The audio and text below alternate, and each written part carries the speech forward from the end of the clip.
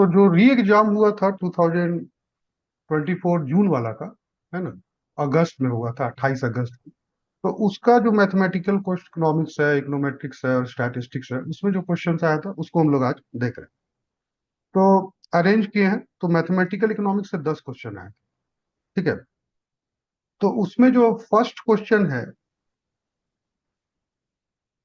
वो तुमको बता रहा है कि the quadratic form of a x square plus b x plus 2 hx y, है ना, is negative for all value of x और वाई। ठीक है। तो एक्स इजिकल टू जीरो और वाई इजिकल टू जीरो के अलावा, ठीक है, कब जो है ये फंक्शन जो भी है उसका जो है तुम्हारा जो है वैल्यू नेगेटिव होगा। ठीक है, ये पूछ रहा है इसको जानने के लिए। ठीक है। तो हम लोग का जो इक्वेशन है वो है u is equal to x square plus b y square plus 2 hx y। ठीक है, हम q मान लिए, कोई फंक्शन है इसलिए q मान लिए मान। ठीक है, वहां दिया हुआ है केवल फंक्शन, तो q में दिया। तो अब q का वैल्यू नेगेटिव कब होगा ये पूछ रहा है, मानो। तो इसको अगर हम अरेंज करेंगे तो q is equal to x square plus 2 hx y प्लस बी वाई स्क्वायर, इसको हम लोग लिख सकते हैं, कोई नहीं, आगे पीछे इंटरचेंज कर सकते हैं प्लस साइन। तो अब यहां पर देखो कि ए एक्स स्क्वायर में एक्स स्क्वायर में है, वाई स्क्वायर में है। ठीक है। तो यहां से जो साइन ऑफ जो इंडिपेंडेंट वेरिएबल जो एक्स और वाई है उसको हम इजीली से निकाल सकते हैं, एक्स और वाई वैल्यू जो है वहां पर जो है बता सकते हैं। लेकिन ये जो 2 hx y के साथ जुड़ा हुआ है इसमें हमको प्रॉब्लम कर रहा है, क्योंकि स्क्वायर नहीं है तो हम नहीं बता सकते। ठीक है। तो अब पॉजिटिव और नेगेटिव बताने के लिए हम लोगों को अगर एक्स वाई सब का साइन बता दे तो केवल ए और बी के साइन पे डिपेंड करेगा। अगर हम एक्स और वाई का साइन बता दें तो यहाँ प्रॉब्लम दे रहा है कौन, कि एक्स स्क्वायर है तो पॉजिटिव दिख रहा है, कि एक्स का स्क्वायर तो कोई भी इसका चीज का स्क्वायर करोगे तो पॉजिटिव आएगा। वाई का स्क्वायर है तो उसको भी, किसी भी वाई भी कोई भी चीज को स्क्वायर करोगे तो पॉजिटिव आएगा। लेकिन प्रॉब्लम तुमको जो है ये एक्स वाई जो है यहाँ पर। ठीक है। तो हम लोग इसको जो है क्या करें कि स्क्वायर हो जाए। ठीक है। तो हम लोग जो है इसका वैल्यू निकाल सकते हैं स्क्वायर करने का। ठीक है। तो कोशिश करते हैं स्क्वायर करने का। इसको दो विधि से बनाया जाता है, एक तो मैट्रिक्स विधि से भी, और एक ये विधि जो हम बता रहे हैं उससे भी बनाया जा सकता है। तो मैट्रिक्स वाला हम बाद में बताते हैं, पहले इसको बताते हैं। तो अब हमको स्क्वायर करना है, तो उसके लिए हम क्या करेंगे कि एडिंग, है ना, h square Y square by तुम्हारा जो ए है, and subtracting it from equation. ठीक है। तो इसको ऐड भी करेंगे और इसको सब्सट्रैक्ट भी करेंगे। तो अगर हम ऐड कर रहे हैं तो पहले इसको भी लिख लेते हैं, क्या लिखते हैं, तो ए एक्स स्क्वायर हो गया। ठीक है, प्लस 2 hx y। ठीक है, ये हम लोग लेके आए। और यहां पर हम क्या ऐड कर रहे हैं उसमें, H square Y square by A. ठीक है। और उसके बाद बी वाई स्क्वायर यहाँ पर लिख रहे हैं, और उसमें से H square Y square by A, ये माइनस कर दें। तो इससे इक्वेशन में कोई फर्क नहीं पड़ा, क्योंकि प्लस माइनस कट जाएगा तो वो जीरो हो जाएगा, तो बाकी जो पुराना इक्वेशन में आ जाएंगे। लेकिन हम अपने कन्वीनियंट के लिए अपना प्रॉब्लम जो आ रहा है उसको सॉल्व करने के लिए कर रहे हैं। अब इसमें क्या कर रहे हैं हम लोग, ए कॉमन ले लेते हैं, ये पहला जो है उसमें। ठीक है। तो ए कॉमन लेंगे, इसमें ए नहीं है ना, तो वो बटा में चल जाएगा। इसमें ए के है, इसमें ए जो है बटा में है, तो बटा में है तो उसमें जो अगर हम एक ए कॉमन लेंगे तो ए स्क्वायर हो जाएगा। तो इसको हम लोग करते हैं तो लिखाएगा ये X square plus 2 h/a xy plus H square Y square A square. ठीक है। और ये जैसा है तुम्हारा, इसमें से भी अगर हम चाहे तो कॉमन ले ले वाई स्क्वायर, तो लिखा जाएगा ये B minus H square by A का, और कॉमन ले लिए वाई स्क्वायर। ठीक है, सब कुछ समझ गया कैसे कर रहे हैं। अब इसमें से जो कॉमन ले लिया, अब ये अंदर का पार्ट देखो, ये एक्स स्क्वायर है और ये एच वाई ए का स्क्वायर है, तो इसको हम लोग लिख सकते हैं। और नीचे में देखो एच वाई ए और एक्स भी है इसमें, तो सब इसको एक परफेक्ट स्क्वायर का ये हो गया, तो हम इसको लिख सकते हैं, ये जो है एक्स प्लस एच बाई ए, है ना, एक्स का होल स्क्वायर। और ये वाला चीज को जो है जैसा हम लोग इसको लिख रहे हैं, तो इसको अगर हम लोग, ये सॉरी यहाँ पर ये ऐसा होगा, सॉरी, ये एच स्क्वायर ए स्क्वायर है, माइनस के लिए इसके साथ ए है, सॉरी। तो ये यहाँ पर एच बाई स्क्वायर बाई ए होगा। ठीक है, अब इसको एलसीएम लेंगे तो ये हो जाएगा a b minus H square पूरे के साथ ए और वाई स्क्वायर। ठीक है, अब यहां पर ये क्यू का फॉर्म आ गया। ठीक है, तो अब क्या होगा कि अब इस ये टर्म में ये स्क्वायर है, तो ये पॉजिटिव टर्म होगा। ठीक है, और ये भी स्क्वायर है तो वाई तो पॉजिटिव है ना, इसमें कोई दिक्कत नहीं है।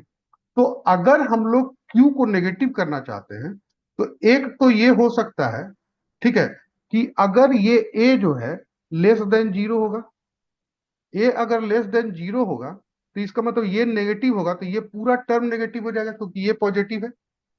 ठीक है, और a b minus H square में तुम्हारा जो है इसको, ये वाला टर्म है a b minus H square, ये वाला टर्म है, इसको पॉजिटिव है क्योंकि अगर ए नेगेटिव हुआ तो, अगर ऊपर वाला नेगेटिव हुआ तो ये पॉजिटिव हो जाएगा, तो फिर ये पूरा पॉजिटिव टर्म हो जाएगा, फिर कौन बड़ा कौन छोटा निकालना पड़ जाएगा।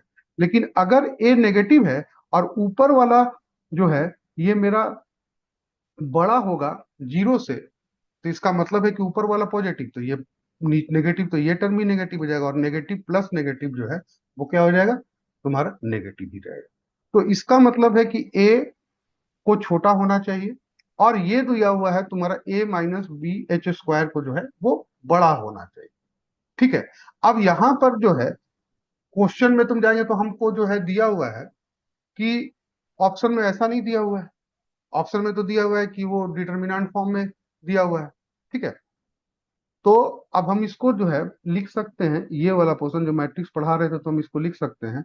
तो ये एच स्क्वायर है, तो अगर हम इसको लिखें ए एच एच ए, अगर इस डिटर्मिनेंट को खोलेंगे तो हमको यही मिलेगा, क्योंकि डिटर्मिनेंट में तुम लोग पढ़े हो। तो मतलब इसको बड़ा होना चाहिए जीरो से, और ए को छोटा होना चाहिए जीरो से। तो ये वाला कौन सा ऑप्शन में आ रहा है, तो ये वाला ऑप्शन देखो कौन सर सा ऑप्शन में आ रहा है। सर बी होगा वहाँ पे। हाँ, डिटर्मिनेंट में बी होगा, ये टू टू। हाँ सॉरी, यहाँ पर बी होगा। ठीक है, तो ये बी होगा, तो ये आ जाएगा। तो अब इसमें कौन सा ऑप्शन हो रहा है, ए छोटा और बी बड़ा, तो थर्ड ऑप्शन जो है वो तुम्हारा आ रहा है। इसका आंसर जो है थर्ड ऑप्शन ही था, तो थर्ड ऑप्शन इसका आंसर हो जाएगा। एक तो ये तरीका है इसको बनाने का। दूसरा क्या है कि अगर हम लिख रहे हैं इसको मैट्रिक्स मेथड से, हम इसी सेम को सॉल्व कर रहे हैं। ठीक है, तो उसमें क्या बोल रहा है कि तुम्हारे पास Q is equal to x square plus b y square plus 2h xy है। ठीक है, अब इसको जो है हम लिख सकते हैं ऐसे, Q इज इक्वल टू ए, है ना, एक्स का स्क्वायर को ऐसे, प्लस, अब 2h xy है। ठीक है ना, तो हम इसको अगर बीच में लिखे तो h xy plus h xy, ठीक है, ऐसा लिख सकते हैं, प्लस बी वाई स्क्वायर।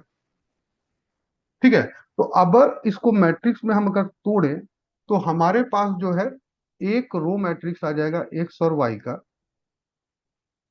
ठीक है, उसके बाद तुम्हारा एक 2 बाई 2 का मैट्रिक्स होगा ए एच एच बी का, और फिर एक कॉलम मैट्रिक्स आ जाएगा तुम्हारा एक्स वाई का। इसको हम लोग तोड़ सकते हैं ऐसा। तो इसमें जो ये वाला पार्ट है, ए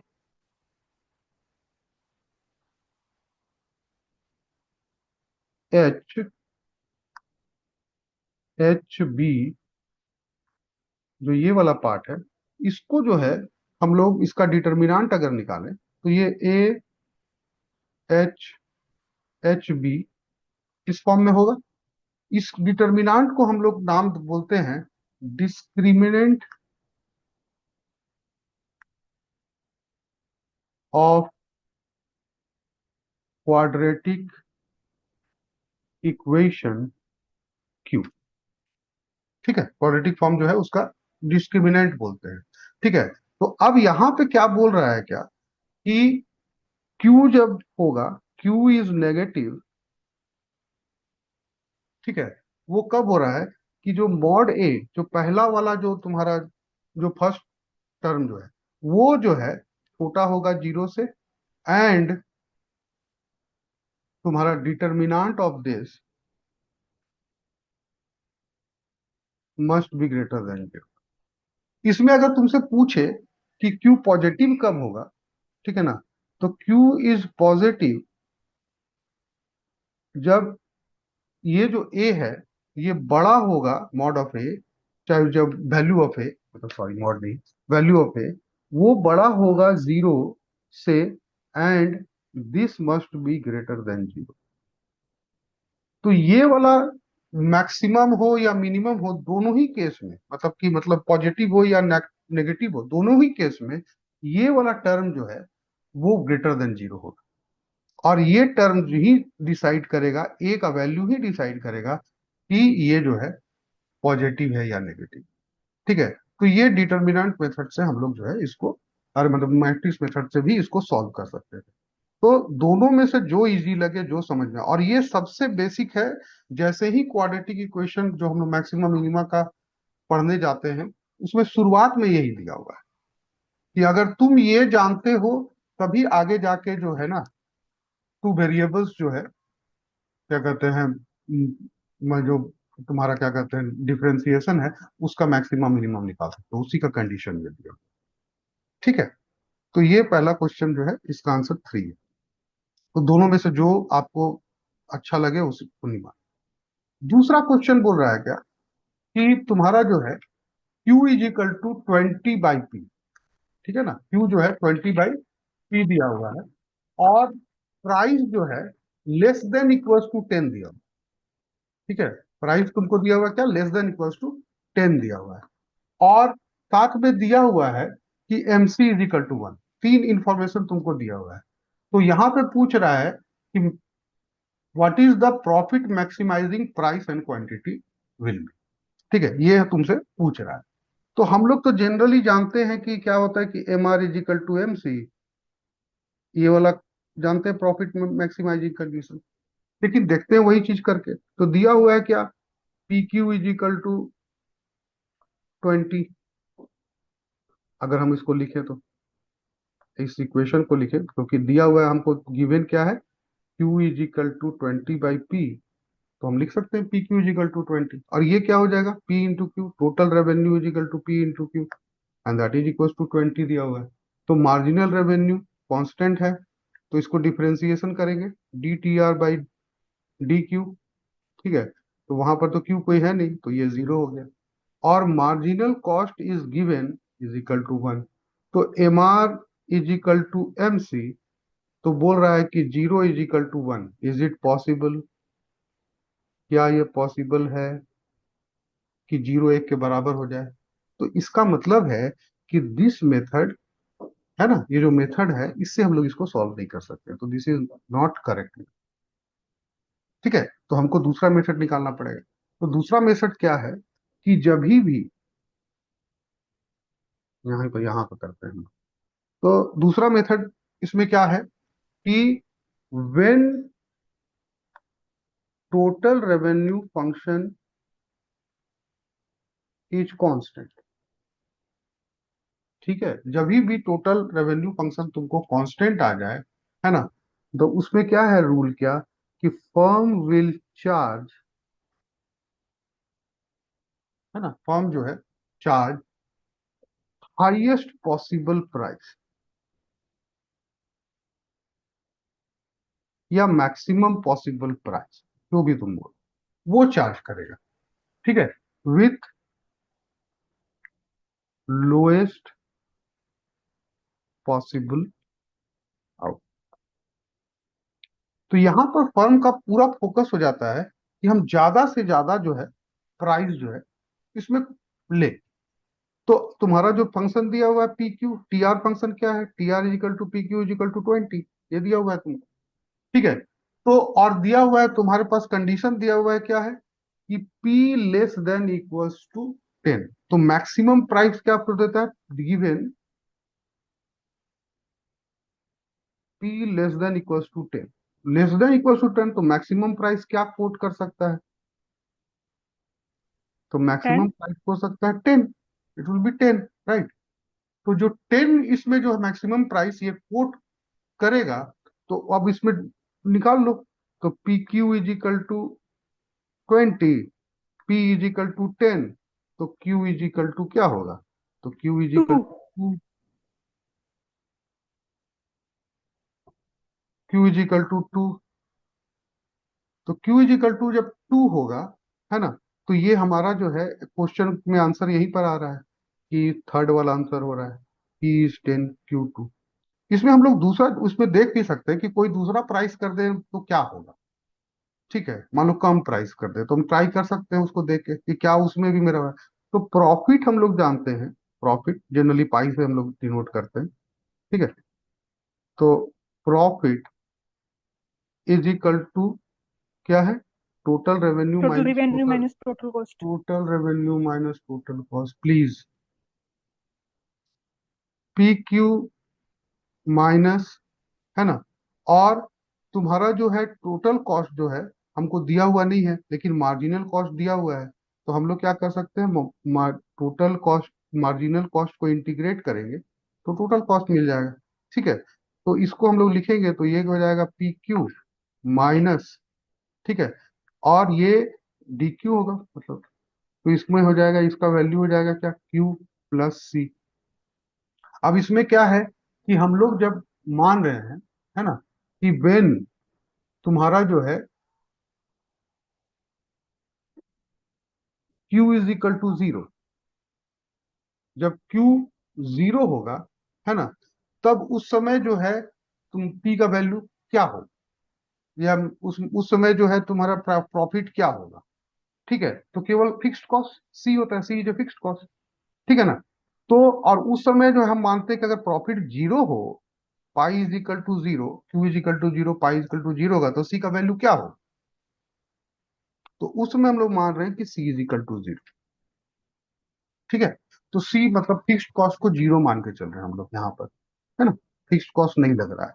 तो मेरा प्रॉफिट फंक्शन हो जाएगा pi is equal to P Q minus Q. ठीक है। अब इसमें जो है अगर मेरा जो है, तो अब इसके हिसाब से हम लोग को जो है चेंज करना है। तो पाई इक्वल टू, तो जब अगर P इज इक्वल टू 10 था, तो मेरा Q इज इक्वल टू जो था 2 था, तो उस समय प्रॉफिट क्या होगा, तो pi is equal to P Q, मतलब 10 into 2 minus 2, that will be 18। अब इसके अलावा कोई और प्राइस रख ले, मान लो पाई इज इक्वल टू 4 रख ले, पी इज इक्वल टू 4 रख ले, तो क्यू का वैल्यू क्या होगा, 5, है ना, क्योंकि P Q is equal to 20। तो अगर ये 4 होगा तो इसको डिवाइड करेंगे हम लोग 20 को 4 से, तो 5 आ जाएगा। उस केस में प्रॉफिट क्या होगा, तो क्या हो जाएगा, 4 into 5 minus 5 is equal to क्या हो जाएगा, 15। तो देखो कि ये वाला प्रॉफिट ज्यादा है कि ये प्रॉफिट ज्यादा, ऑब्वियस पहला वाला केस में ज्यादा है जब मैक्सिमम चार्ज कर रहा है, तो इसीलिए वो मैक्सिमम चार्ज ही करता है। तो इसका आंसर जो है वो 3 होगा। ठीक है। तीसरा क्वेश्चन जो है था वो नैश इक्विलिब्रियम निकालने के लिए बोल रहा है। ठीक है। अब यहाँ पर क्या, जनरली तो हम लोग नैश इक्विलिब्रियम निकालते ही हैं, लेकिन यहाँ पर जैसे 3 दे दिया है ना, इसमें प्लेयर 1 है और प्लेयर 2 है। ठीक है। तो प्लेयर 1 का ऊपर वाला दिया हुआ है, या प्लेयर 1 का जो है B1 स्ट्रेटेजी, B2 स्ट्रेटेजी और B3 स्ट्रेटेजी, और उसी तरह प्लेयर 1 का स्ट्रेटेजी A1 A2 A3। ठीक है। अब इसमें नैश इक्विलिब्रियम कहाँ होगा, तो हम पहले देखेंगे कि ए के लिए बेस्ट स्ट्रेटजी क्या होगा, पहले हम वो ढूंढते हैं। ठीक है। तो ए के लिए बेस्ट स्ट्रेटजी क्या होगा उसको हम लोग ढूंढते हैं। तो प्लेयर 1 मतलब प्लेयर 1 के लिए क्या बेस्ट स्ट्रेटजी है उसको देख रहे हैं। इसके पास A1 A2 A3 है, और उसके पास B1 B2 B3 है। ठीक है। हम ये प्लेयर 1 का देख रहे हैं। ठीक है, कि उसके लिए बेस्ट क्या होगा। तो प्लेयर वन का जो स्ट्रैटेजी है वो हमारा कौन सा है, कि फर्स्ट वाला, ये फर्स्ट वाला 4-3-5 जो है ना उसका है, 2-3-4 उसका है, 5-3-3 उसका है, और 2-5-2-1-2-4 और 0-4-3 जो पीछे वाला है वो क्या है, प्लेयर टू का है। तो हम केवल प्लेयर वन का स्ट्रैटेजी लिखते हैं, ठीक है, समझने के लिए, आसानी के लिए। तो 4-3-5, 2-3-4 और 5-3-3, ठीक है। मतलब अगर B1 स्ट्रैटेजी खेलेगा, है ना, अगर प्लेयर टू का B1 स्ट्रैटेजी है ना, तो ये क्या करेगा, प्लेयर वन के पास स्ट्रैटेजी क्या है, 4-3-5। अब इसमें से वो मैक्सिमम होगा वही उसको अच्छा लगेगा, जहां पर जिसको सबसे ज्यादा फायदा हो रहा है, तो सबसे ज्यादा फायदा इसको 5 पे हो रहा है, ठीक है। तो यहां पर भी हम इस 5 को कर देते हैं कि ये वाला है, ठीक है। उसी तरह जब B2 स्ट्रेटजी कर रहा है तो उसमें बेस्ट स्ट्रेटजी क्या है प्लेयर वन का, तो 2-3-4 में सबसे बड़ा कौन सा है, तो 4। तो हम फिर यहाँ 4 पे सर्कल कर देते हैं। अब तीसरा, अगर B3 स्ट्रेटजी चल रहा है तो प्लेयर वन के लिए बेस्ट क्या है, तो 5-3-3 में बेस्ट जो है 5 है, हम इसको यहाँ भी 5 कर। उसी तरह हम प्लेयर टू का निकाल रहे हैं, उसका स्ट्रेटजी क्या हो, तो ये P1, उसका स्ट्रेटजी A1 A2 A3, और उसी तरह प्लेयर टू का स्ट्रेटजी B1 B2 B3। अब यहां पर केवल हम लोग जो है प्लेयर टू का स्ट्रेटजी को लिखेंगे, तो वो क्या है, 2-1-0, 5-2-4 और 2-4-1, ठीक है, ये स्ट्रेटजी। कहने का मतलब क्या है, कि अगर A1 स्ट्रेटजी चलेगा तो ये तीन स्ट्रेटजी है इसके पास 2-1-0 का, इसमें से सबसे मैक्सिमम कौन सा है, तो 2। तो यहाँ गोल कर दो, और ये भी इसको गोल कर दो। फिर यहाँ 5-2-4 में, है ना, जब प्लेयर A2 अपना स्ट्रेटजी चल रहा है, प्लेयर वन A2 चल रहा है, तो इसमें ये 5-2-4 चल रहा है, इसमें मैक्सिमम कौन सा है, तो 5। तो यहाँ 5 को भी तुम फिर देखो।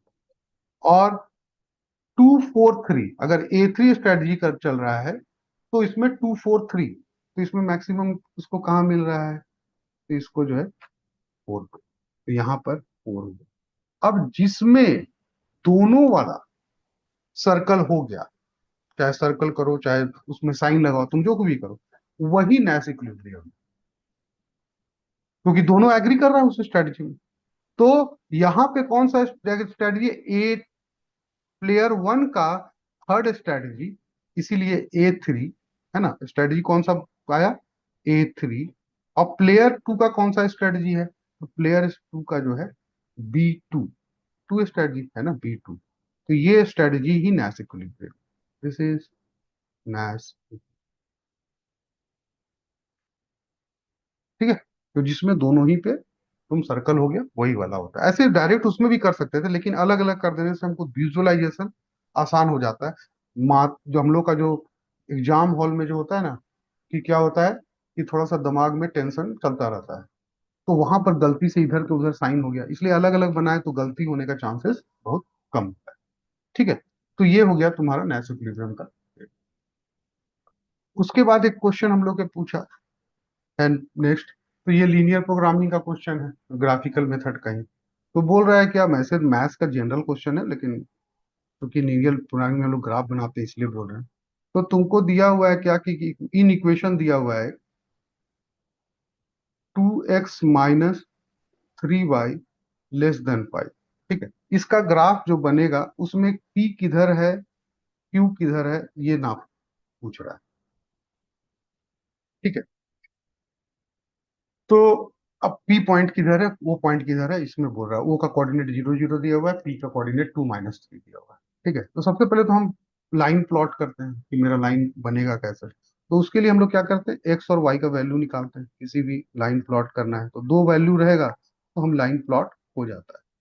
अब वेन x = 0, तो y का वैल्यू क्या है, तो वेन x = 0, इसको हम लोग क्या करते हैं, कन्वर्ट कर देते हैं 2x minus 3y is equal to 5 पहले, ताकि लाइन खींच सके हम लोग।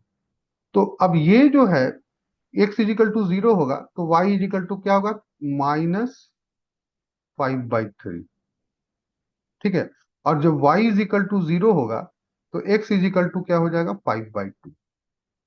ठीक है, 5/2 मतलब 2.5, और ये मतलब -1.6667 तुम बोल सकते हो जैसा।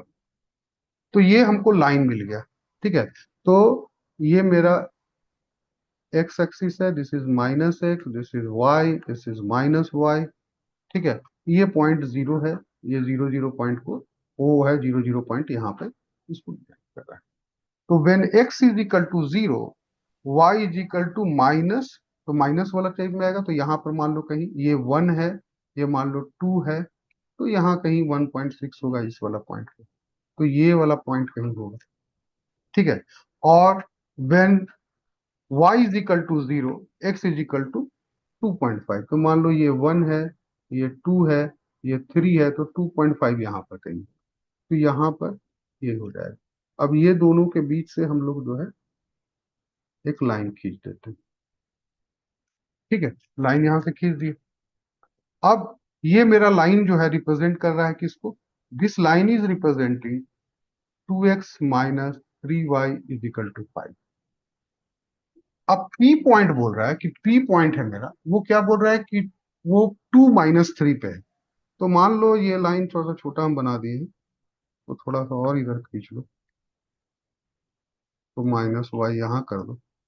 तो ये मान लो अगर तुम्हारा 2 पॉइंट था, तो ये 3 पॉइंट है, तो 3 और 2 यहां पर लेके, तो ये वाला पॉइंट जो होगा लगभग, ये पॉइंट जो है 2 - 3, तो ये 0 0 पॉइंट यहाँ पे है, और 2 - 3 यहाँ पे। अब ये क्या बोल रहा है कि in the region of the graph, इस कंडीशन से पूछ रहा है 2x - 3y में क्या P जो है, ये P पॉइंट इंक्लूडेड है या O पॉइंट इंक्लूडेड है, ये O पॉइंट है, दोनों में से कौन इंक्लूडेड है।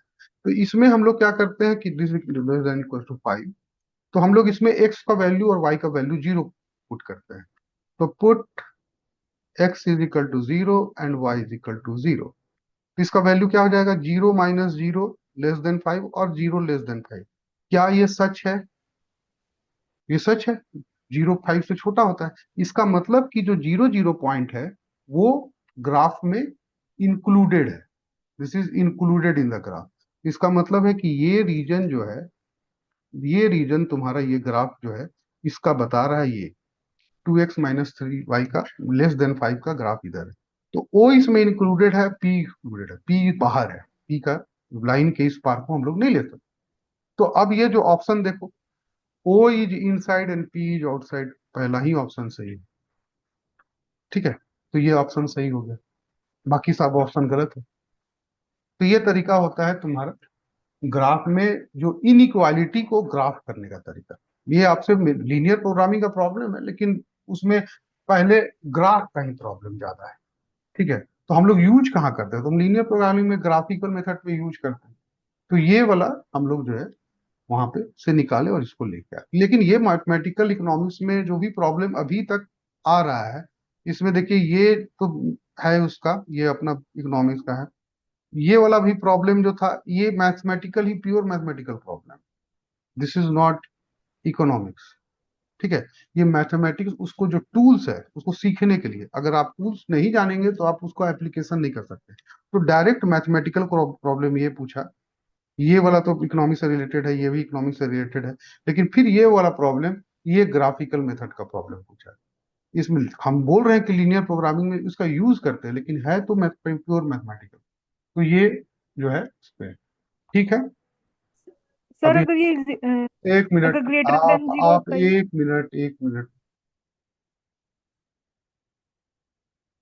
Just wait. ठीक है जी। तो उसके बाद एक नेक्स्ट क्वेश्चन जो था इसमें दिया हुआ है, for the demand function of good, है ना, एक्स, एक्स का डिमांड फंक्शन बोल रहा है, और वो गिवन है Q D equals two is a function of own price, price of other good and income, है ना। एक्स का डिमांड के बारे में बात कर रहा है, ठीक है। तो उसमें बोल रहा है the sum of own price elasticity, cross price elasticity and income elasticity of demand would be. ये पूछ रहा है कि अपना जो प्राइस इलास्टिसिटी है ना, उसको जो निकाले, क्रॉस प्राइस इलास्टिसिटी निकाले, उस उसको जोड़ देंगे, और साथ में जो है तुम्हारा इनकम इलास्टिसिटी, इन तीनों को जोड़ेंगे तो उसका वैल्यू क्या है, ठीक है। ये पूछ रहा है इस क्वेश्चन में। तो अब यहां पे क्या है कि ये जो है प्रॉपर्टीज ऑफ मार्सेलियन डिमांड जो है उस फंक्शन उस पे बेस्ड है, ठीक है। Properties of Marshallian demand. तो और उसके बाद होमोजेनिटी कंडीशन है। होमोजेनिटी अगर ऐसे आप बुक में पढ़े हो तो प्रॉपर्टीज ऑफ जो है आपका क्या कहते हैं मार्सेलियन डिमांड फंक्शन दिया हुआ है, तो उसमें तीन चार प्रॉपर्टी में ये प्रॉपर्टी लिया हुआ है कि यूलर्स थ्योरम को फॉलो करता है, और यूलर्स थ्योरम को फॉलो करेगा homogeneous to the degree zero होता है पहला, कि मार्सेलियन डिमांड फंक्शन जो है होमोजेनस टू डिग्री जीरो होता है, ठीक है। और वो यूलर्स थ्योरम को फॉलो करता है। तो इसीलिए वो होमोजेनिटी कंडीशन ये बताता है कि own price elasticity, cross price elasticity और इनकम इलास्टिसिटी का सम जो है वो जीरो होता है। ये बुक में सीधा एक लाइन में लिखा रहता है, लेकिन हम आपको करके दिखा देते हैं, ठीक है। आंसर जीरो होगा ऐसे, ठीक है। पढ़े होते तो वैसे सीधा डायरेक्ट आंसर जीरो लिख सकते हैं, लेकिन हम आपको प्रूव करके दिखाते हैं क्यों ऐसा हो रहा है और क्यों जीरो जो है आपका क्या कहते हैं इसका जो है क्या कहते हैं वैल्यू जो है आता है, वो भी हम करके आपको दिखा देते हैं, ठीक है। तो अब मान लीजिए कि कोई आपका यूटिलिटी फंक्शन है, ठीक है। तो यूटिलिटी फंक्शन एक्स वाई में है, और वो आपको दिया हुआ है x to the power alpha y to the power minus को, तो कॉफ डगलस यूटिलिटी फंक्शन है, ठीक है। इसमें दिया हुआ है कि alpha is greater than zero and subject to, है ना, कंस्ट्रेंट जो बजट कंस्ट्रेंट है वो है P x x plus P y y is equal to M. तो P जो X जो है जो X का प्राइस है, पी वाई जो है Y का प्राइस है, और इन दोनों को उसके क्वांटिटी प्लस दूसरा गुड है उसके क्वांटिटी को मल्टीप्लाई करेंगे तो हमको जो बजट है, जो मेरा टोटल इनकम है, उस पर उतना ही हम खरीद पाएंगे, ठीक है। तो बजट कंस्ट्रेंट ये दे रहा है। तो अब इसमें जो है कहने का मतलब है कि अब इसमें जो है मैक्सिमम यूटिलिटी कहाँ मिल रहा होता है। तो मैक्सिमम यूटिलिटी हमको मिल रहा होता है कि हमारा जो बजट कंस्ट्रेंट है ना, उस पे जो मेरा इंडिफरेंस कर्व जो यहाँ पे टेंजेंट होता है, यही है मैक्सिमम यूटिलिटी, यहीं पे मिल रहा है, ठीक है। तो उसका जो फर्स्ट ऑर्डर कंडीशन है वो क्या है, फर्स्ट ऑर्डर कंडीशन। तो फर्स्ट ऑर्डर कंडीशन आपका है M R S x y is equal to P x by P y. अब इसको चाहे तो आप लैग्रेंजियन निकाल के कर सकते हैं, तो थोड़ा सा लॉन्ग हो जाएगा, लेकिन ये भी तो आप जानते ही हैं फर्स्ट ऑर्डर कंडीशन ये होता है। तो M R S x Y मतलब क्या हुआ, M R S x Y मतलब marginal utility of X divided by marginal utility of Y is equal to P X P Y, ठीक है। अब आपको जो है ये फंक्शन दिया हुआ है, ठीक है। अब ये फंक्शन दिया हुआ है, तो मार्जिनल यूटिलिटी निकालने के लिए यूटिलिटी फंक्शन को हमको डिफरेंशिएट करने का विथ रेस्पेक्ट से एक्स से, जब मार्जिनल यूटिलिटी ऑफ एक्स निकाल रहे हैं, और फिर इसी यूटिलिटी फंक्शन को हम वाई के रेस्पेक्ट में करेंगे तो मार्जिनल यूटिलिटी ऑफ वाई मिल जाएगा। तो अगर हम इसको डिफरेंशिएट करेंगे तो मेरे पास क्या आएगा, तो मार्जिनल यूटिलिटी ऑफ एक्स करेंगे तो ये हो जाएगा alpha x to the power alpha minus one y to the power one minus alpha, जैसा है वैसे ही रहेगा, डिवाइडेड बाय, अब वाई का निकाल रहे हैं तो ये क्या हो जाएगा one minus alpha x to the power alpha y to the power one minus alpha minus one, ये हो जाएगा, ठीक है। That equals to P y P x by P Y, ठीक है। अब इसको रीअरेंज हम थोड़ा सा करते हैं कि एक्स वाला को ऊपर ले जाते हैं, वाई वाला को नीचे ले आते हैं।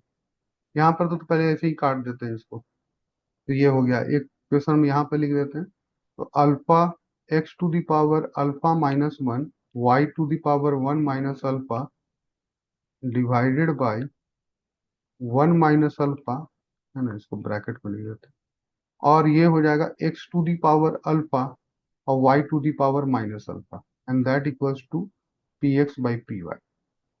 ठीक है।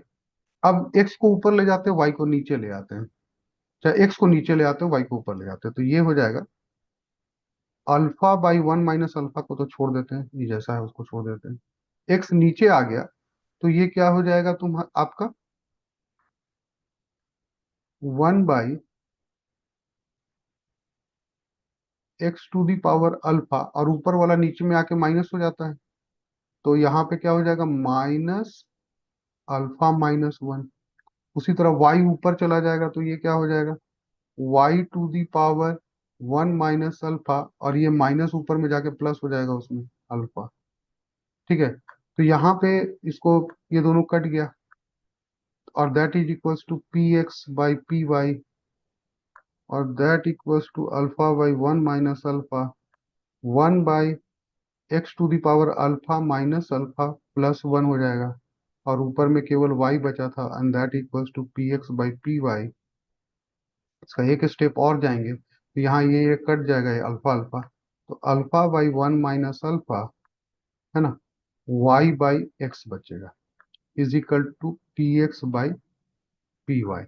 इससे हम लोग जो है y का वैल्यू निकालेंगे, तो y इज इक्वल टू 1 - अल्फा/अल्फा, है ना, 1 - अल्फा/अल्फा, उल्टा हो जाएगा उधर जाके, और तुम्हारा जो है px/py इंटू एक्स हो जाएगा, ये उसका वैल्यू हो जाएगा y का। ठीक है। And put the value of y in budget constraint. ठीक है, अब इसका वैल्यू को हम बजट कंस्ट्रेंट में डाल देते हैं, तो क्या हो जाएगा तुम्हारा P x x plus py is equal to m था, पी एक्स एक्स जैसा है उसको छोड़ देते हैं, पी वाई वैसे ही छोड़ देते हैं, और y का वैल्यू डाल दो, 1 - alpha alpha px/py into X is equal to m। ये पी वाई कट जाएगा, तो P x x plus P x X into 1 - alpha alpha is equal to m। P x X common ले लोगे, तो ये हो जाएगा 1 + 1 - alpha alpha is equal to m, और P x X is equal to, ये इसको ले लेंगे α +1 - alpha alpha is equal to m। ठीक है, माइंड ये कट जाएगा, तो पी एक्स एक्स इंटू 1/अल्फा इज इक्वल टू m, तो x का वैल्यू क्या हो जाएगा m/px इंटू अल्फा। ठीक है, x का वैल्यू है। इसी तरह सेम जो है, तो एक्स स्टार का वैल्यू हम लोग निकाली, ये मेरा जो है तुम्हारा डिमांड फंक्शन हो गया अपने प्राइस पे, और उसी तरह वाई स्टार भी निकालेंगे, वो भी वैसे ही प्रोसेस से निकलेगा, वो आ जाएगा m/py इंटू 1 - अल्फा, ये उसका वैल्यू आ जाएगा। ठीक है। अब ये जो आया है, अब यहां पर तुम देखो कि जो तुम्हारा डिमांड फंक्शन जो है, मतलब बोथ गुड का, क्या वो तुम्हारा जो है होमोजेनस है कि नहीं, और होमोजेनस है तो उसका डिग्री क्या है, तो अब इसको हमको चेक करना है यहाँ पर। ठीक है, मतलब होमोजेनस का मतलब, कहने का मतलब है कि अगर हम प्राइस और इनकम, क्योंकि एक्स फंक्शन है इनकम का और अपना प्राइस का, वाई फंक्शन है इनकम का और अपना प्राइस का, तो अगर हम एक्स का प्राइस और वाई का प्राइस बढ़ाएं और इनकम भी उसी रेट से बढ़ाएं, तो क्या होगा, अगर सेम रेट से बढ़ेगा अगर आउटपुट, तो देखते हैं क्या हो रहा है। तो वही हमको होमोजेनिटी, यही कंडीशन प्रूव करना है। तो now if we increase price and income by lambda, हम लैम्डा से इसको इंक्रीज करा रहे हैं, तो एक्स स्टार में क्या होगा? तो X star is equal to lambda M by lambda P X into alpha. और ये क्या हो जाएगा, लैम्डा ऊपर है तो lambda 1 - 1, lambda 0, M by P X into alpha. ठीक है। और उसी तरह अगर तुम सेम चीज को अगर तुम वाई में करो, lambda M by lambda P Y 1 - alpha, 1 - alpha, तो ये भी क्या हो जाएगा, lambda to the power M P Y into 1 - alpha. तो लैम्डा टू दी पावर 0 1 होता है। तो प्राइस, और अगर हम सेम अमाउंट से बढ़ा रहे हैं, जितना प्राइस बढ़ा रहे हैं उतना इनकम भी बढ़ा दे रहे हैं। प्राइस डबल हो रहा है तो इनकम डबल भी कर दे रहे हैं, ऐसा कर रहे हैं। प्राइस ट्रिपल हो रहा है तो इनकम भी ट्रिपल कर दे रहे हैं। ऐसा अगर हो रहा है तो तुम्हारा आउटपुट में कोई चेंज नहीं हो रहा, क्योंकि लैम्डा टू दी पावर 0 = 1। इसीलिए जो है demand function is homogeneous of degree 0 in prices and income. ठीक है। तो ये 0 है, तो होमोजेनिटी और डिग्री कंडीशन हो गया। दूसरा कंडीशन हम तुमको बता देते हैं यहीं पर, ऊपर बताते हैं। तो ये पहला हुआ कि होमोजेनस टू डिग्री, ये कंडीशन जो है मार्शलियन डिमांड का। दूसरा का कंडीशन बोलता है कि it's strictly increasing in income. अब तुम देखो, ये वाला तुम्हारा इक्वेशन है, इनकम बढ़ाओगे तो तुम्हारा क्या होगा, डिमांड बढ़ेगा। इनकम बढ़ाते जाओ क्योंकि वो न्यूमरेटर में है। उसी तरह अगर प्राइस बढ़ाओगे तो इस डिमांड पे क्या होगा, इनवर्स रिलेशन, इसका डायरेक्ट रिलेशन है। तो इनकम बढ़ेगा तो तुम्हारा क्वांटिटी डिमांडेड एक्स का बढ़ेगा, इनकम बढ़ेगा तो क्वांटिटी डिमांडेड वाई का बढ़ेगा। तो तो ये क्या है, increasing, strictly increasing in price. अगर एक्स का दाम घटा बढ़ा दोगे तो क्या होगा, डिमांड कम हो जाएगा। और वाई का डिमांड बढ़ा दोगे उसका डिमांड कम हो जाएगा। तो इनवर्स रिलेशनशिप है। तो स्ट्रिक्टली डिक्रीजिंग इन तुम्हारा जो है प्राइस है, that is law of demand, यही चीज बता रहा है लॉ ऑफ डिमांड। अब यहाँ पर एक और प्रॉपर्टी है कि होमोजेनस टू डिग्री 0 तुमको आ गया, तो ये होमोजेनस फंक्शन यूलर्स थ्योरम को सेटिस्फाई करता है। ठीक है ना। तो होमोजेनस फंक्शन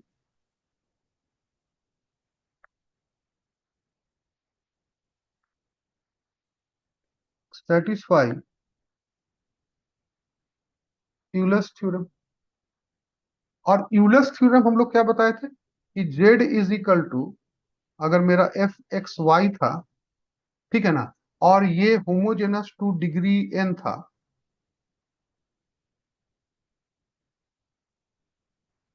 एन था, तो यूलर्स थ्योरम हमको क्या बोल रहा था कि del Z by del X into X plus del Z by del Y into Y is equal to N Z. ठीक है, this is your Euler's theorem. Euler's theorem हमको यही चीज बोल रहा था। अब यहां पर मेरा जो है एक्स का जो डिमांड फंक्शन है ना, डिमांड फंक्शन ऑफ एक्स, तो हम उसको लिख सकते हैं कि वो दिया है X is equal to quantity demanded of X, तो उसको हम लिख सकते हैं क्यू डी एक्स दिया हुआ है, ये देखो Q D is equal to, है ना, तो हम उसकी जगह एक्स लिख सकते हैं, X F P X P Y और एम, ये दिया हुआ है। ठीक है। अब इसके हिसाब से यूलर्स थ्योरम से इसको लगाएंगे तो हमारा क्या होगा यहाँ पर, तो यूलर्स थ्योरम लगाएंगे तो इसको हम लोग डिफरेंशिएट करेंगे यूलर्स थ्योरम के, तो del X by del P X into P x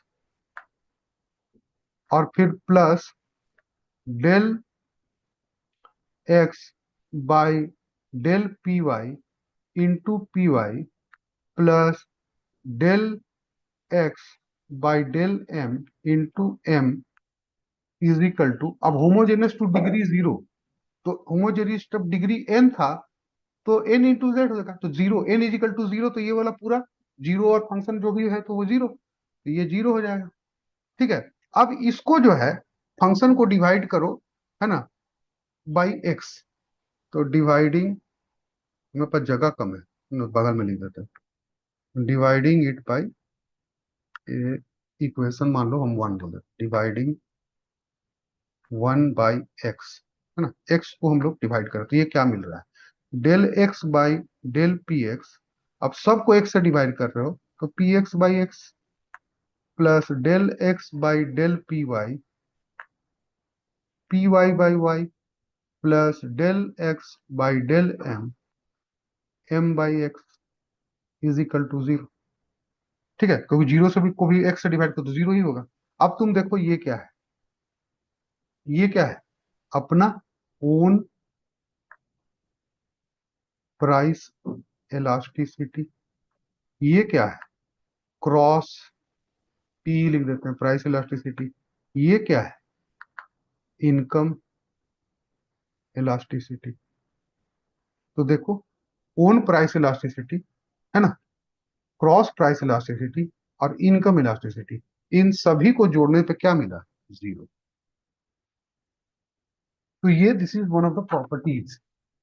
तो इसको इतना बनाने का तुमको वहां जरूरत नहीं था, और एग्जाम में इसको सॉल्व करने की जरूरत था, हम बता दिए कि इसको ऐसे सॉल्व किया जा सकता है, तुम्हारे पास उतना टाइम नहीं था, तुमको प्रॉपर्टीज याद है कि वो यूलर थ्योरम को सेटिस्फाई करता है। तो तुम्हारा यहाँ पता है, पहला प्रॉपर्टी तुमको यहाँ से बनाना था कि तुमको ये सब नहीं करना था, ये सब सारा कुछ नहीं करना था, homogeneous to the degree zero prove नहीं करना था।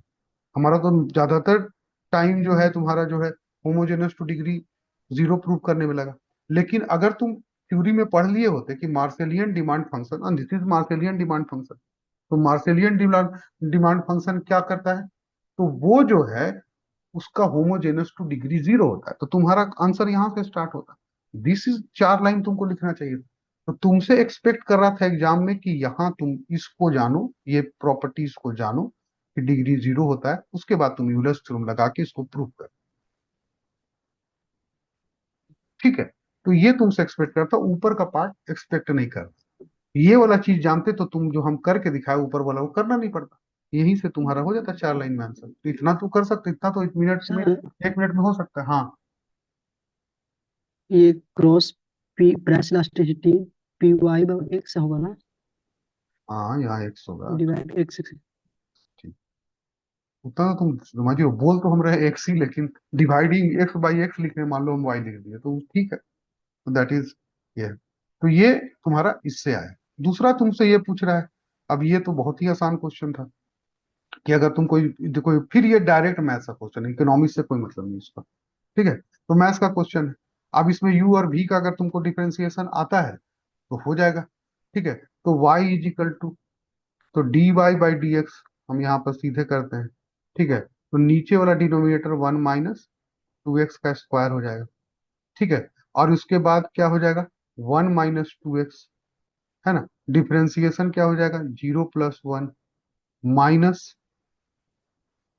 + x, डिफरेंशिएशन क्या होगा सेकंड वाला नीचे वाला का भी वाला का, तो ये क्या हो जाएगा, 0 - 2। ठीक है, अब इसको तुम करोगे तो ये क्या हो जाएगा, 1 से मल्टीप्लाई करोगे तो 1 - 2x ही रहेगा। यहाँ -2 है, ये माइनस से मल्टीप्लाई हो जाएगा वो, तो ये हो जाएगा प्लस, और 2 से अंदर करोगे मल्टीप्लाई, तो ये क्या हो जाएगा, 2 + 2x and divided by 1 - 2x²। 2 cut गया, आंसर क्या हो गया, 3/1 - 2x का स्क्वायर। तो क्या हो जाएगा तुम्हारा, कौन सा आंसर हो गया, 3/1 - 2x का square, this is your answer. ठीक है, तो बहुत आसान था, इसमें कोई खास ये नहीं था, हम जगह छोड़ दिए थे बेकार बात।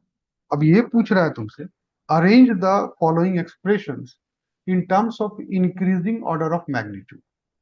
ठीक है, अब बोल रहा है कि इंक्रीजिंग ऑर्डर ऑफ मैग्नीट्यूड में इसको जो है हमको अरेंज करके देखो। तो इसमें अब फिर भी देखो, ये मैथ्स का क्वेश्चन है, इसका कोई क्या इकोनॉमिक्स से क्या मतलब, तुम प्रॉपर्टी जानते हो तो तुमको मिल जाएगा। अब प्रॉपर्टी क्या है, तो पहला चीज तुमको जानना क्या है कि ई का वैल्यू क्या होता है। तो ई का वैल्यू जो है वो क्या होता है, तो ई का वैल्यू क्या होता है, तो ई जो है 2.71812 डॉट डॉट डॉट डॉट चलता रहता है, जिसको हम लोग मान लेते हैं कि ये 2.72 मान लें। और तुमको दिया हुआ है क्या है कि ए जो है वो बड़ा है जीरो से, बी है बड़ा है जीरो से, और एक्स भी बड़ा है जीरो। ठीक है, अब ये दिया हुआ है। तो अब क्या देखोगे कि y, पहला जो ऑप्शन है वो क्या है, y e⁻, y is equal to e⁻a। तो कोई पॉजिटिव नंबर का पॉजिटिव पावर तो पॉजिटिव ही होगा। ठीक है, अब तो ये तो यही हो गया। दूसरा वाला ऑप्शन है कि y is equal to e⁻ a+bx। अब किसी पॉजिटिव नंबर में दो पॉजिटिव नंबर को मल्टीप्लाई करके ऐड करो तो वो तो उससे ज्यादा ही होगा। तो इसका मतलब ये दोनों में से कौन बड़ा है, तो e a+bx जो है वो बड़ा है e a से। फिर यहाँ पे बोल रहा है क्या, e a+b/x। तो अब e a+b/x, अब ये जो है इससे जो किसी को मल्टीप्लाई करो और किसी को डिवाइड करो, तो डिवाइड करो तो थोड़ा सा कम हो जाएगा। तो इसका मतलब ये बड़ा है इससे, तो ये क्या हो जाएगा, e a⁻bx जो है ये तुम्हारा जो है छोटा होगा तुम्हारा इससे, सॉरी, तो यहां पर से हमको मिला क्या, e a+bx उससे छोटा e a+b/x और उससे छोटा e a। तीसरा वाला तो माइनस में है, ए में से कुछ माइनस कर दो, ए में से माइनस कर दो, वो सबसे छोटा हो गया। तो क्या हो जाएगा, e a+bx to e a+b/x उससे छोटा e a उससे भी छोटा e a-b/x। ठीक है, और इसमें तो टू जोड़ा हुआ है, तो टू जोड़ोगे तो इससे जोड़ा होगा, तो सबसे बड़ा क्या हो जाएगा, e a+2bx। तो सबसे बड़ा ई हो गया। ठीक है ना, उसके बाद हमको आया कौन सा, बी आया। उसके बाद हमको कौन सा आया, तो उसके बाद सी आया। उसके बाद ए आया, और सबसे लास्ट में डी आया। ठीक है, तो ये बोल रहा है कि correct find expression from increasing order, छोटा से बड़ा बोल रहा है, तो छोटा से बड़ा तो इधर से आ जाएंगे। ठीक है, डी से लेके ई तक जाएंगे, तो हमारा क्या हो जाएगा, D A C B E। तो पहला वाला आंसर क्लियर। तो ऐसे हम लोग जानते हैं, क्योंकि हमको जानना ये, अगर हम नहीं जानते ई का वैल्यू तो हम फिर कुछ नहीं जानते कि पॉजिटिव होता है। अगर ई का वैल्यू हम ये भी जानते हैं कि 2.171 है या 2.72 है, ये जरूरी नहीं है। हम सिर्फ ये जानते हैं कि ई पॉजिटिव होता है तो भी आंसर कर दें, बस, ज्यादा जानने की जरूरत। तो ये भी प्योर मैथ्स का क्वेश्चन। फिर बोल रहा है इसमें देखो, नेक्स्ट क्वेश्चन तुमको बोल रहा है क्या, नेक्स्ट क्वेश्चन बोल रहा है क्या कि identify the correct statement from below. ठीक है, when the price consumption curve for a good is parallel to horizontal axis। ठीक है, the demand function for the good is unitary elastic। ठीक है, अब प्राइस कंजम्पशन कर्व क्या बताता है हमको, तो वो हमको बताता है कि अगर price of one good change कर रहा है, ठीक है, प्राइस कंजम्पशन नहीं है, price of one good change कर रहा है कीपिंग अदर फैक्टर्स जो इफेक्ट करता है डिमांड को, उसको हम लोग कांस्टेंट रखें। ठीक है, तो तुम्हारा जो कंज्यूमर जो है उसके बंडल में क्या चेंज, ये चीज बता रहा है तुम्हारा कंजम्पशन, मतलब उसको को क्या चॉइस होगा, इसी चीज को बता रहा है। तो अब यहाँ पर क्या, उसी से हम लोग डिराइव करते हैं, प्राइस कंजम्पशन कर्व से हम लोग जो है डिमांड कर्व डिराइव करते हैं। ठीक है, अब अगर price consumption curve straight line, तो स्ट्रेट लाइन मतलब हो रहा है, मतलब क्या हुआ कि जितना से घट रहा है प्राइस, कंजम्पशन उतना ही अमाउंट से बढ़ रहा है। तो वो अगर हो रहा है, मतलब कहने का मतलब है कि प्राइस जितना से घट रहा है या बढ़ रहा है, कंजम्पशन उसी में बढ़ रहा है, तो डिमांड उसी से बढ़ रहा है, उसी अमाउंट में बढ़ेगा। तो इसका मतलब है कि उस केस में जो है यूनिटरी इलास्टिसिटी होगा। तो तीन है कि अगर डाउनवर्ड स्लोपिंग पीसीसी तुमको मिल रहा है तो डिमांड इलास्टिक होगा, अगर तुम्हारा अपवर्ड स्लोपिंग मिल रहा है तो डिमांड इन इलास्टिक होगा, और अगर हॉरिजॉन्टल स्ट्रेट लाइन मिल रहा है तो यूनिटरी इलास्टिक होगा। तो इसीलिए पहला ऑप्शन जो है that is right, first option is correct. अब दूसरा बोल रहा है लॉग डी, ये बोल रहा है given log D is equal to alpha plus beta log Y plus gamma log P, ये दिया हुआ है। Then the elasticity of log D with respect to log P, elasticity of log D with respect to P, elasticity पूछ रहा है। Elasticity का formula में हमको क्या है, तो हमारा D Q by D P into P by Q, हमको ये चाहिए। ठीक है, तो हमको पहले इसको डिफरेंशिएट करना पड़ेगा किसके रेस्पेक्ट में, तो लॉग डी को रिस्पेक्ट कर रहे हैं हम लोग लॉग पी के रेस्पेक्ट में। तो इसमें वैल्यू क्या आ जाएगा, ये तो लॉग पी इसमें नहीं है तो ये भी जीरो, ये भी जीरो, इसमें तो वन हो जाएगा। तो गामा, गामा इंटू वन मतलब गामा। अब उसका इलास्टिसिटी अगर हम निकालना चाहें तो log D by log P, ठीक है, तो ये हमको निकालना पड़ेगा D log D by D log P. तो D log B by D P का वैल्यू गामा हो गया, और यहाँ पे क्या हो जाएगा log P by log D.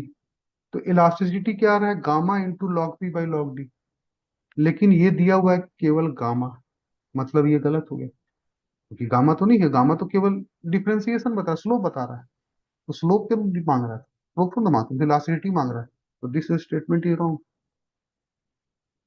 The condition for stability of simple Keynesian model is ये, तो दिस इज राइट। ठीक है, ये राइट। अब बोलोगे कैसे, तो कहने का मतलब कि उसका सबसे इंपॉर्टेंट कंडीशन जो है वो क्या है कि तुम्हारा सबसे इंपॉर्टेंट कंडीशन जो है वो क्या है, तुम्हारा केंसियन सिस्टम का स्टेबिलिटी का, है ना, मतलब सिंपल केंसियन मॉडल, है ना, एसकेएम हम उसको बोलते हैं। तो मान लो एसकेएम का स्टेबिलिटी के लिए बता रहा है क्या, ये स्टेबल इक्विलिब्रियम कब होगा, ये पूछ रहा है, मतलब उस इक्विलिब्रियम को हटेगा नहीं। तो ये कंडीशन बता रहा है कि जो स्लोप जो है, जो स्लोप है तुम्हारा, जो सी प्लस आई प्लस जी का जो स्लोप है, ठीक है ना, वो must be less than unity, इसका स्लोप यूनिटी से कम होना चाहिए। ठीक है, तो अभी हम मान लो गवर्नमेंट को इसमें से हटा देते हैं, छोड़ो हटाओ गवर्नमेंट को हटाओ इसमें, है ना, हम लोग केवल बात करें कि सी प्लस आई का, तो सी प्लस आई में, ठीक है, तो अब जी को हटा दो तो इसका इसका स्लोप जो है ये लेस देन यूनिटी होगा, वन होगा, तो स्टेबल इक्विलिब्रियम मिलेगा। ठीक है, तो अब इसमें तुम देखो कि कहां पे आ रहा है स्लोप, क्या आ रहा है, तो सी प्लस आई में तुम देखो तो कंजम्पशन का स्लोप कौन सा है, consumption is C zero plus MPC into Y, ऐसे दिया हुआ है ये। तो इसका स्लोप जो एमपीसी है हमको पता है, इसका स्लोप एमपीसी है। अब इस एमपीसी पे डिपेंड कर रहा है, कंजम्पशन का स्लोप इस पे एमपीसी पे डिपेंड कर रहा है। अब सी प्लस आई को देखो, आई क्या है, ऑटोनोमस। तो तुम ग्राफ में देखे होगे, है ना,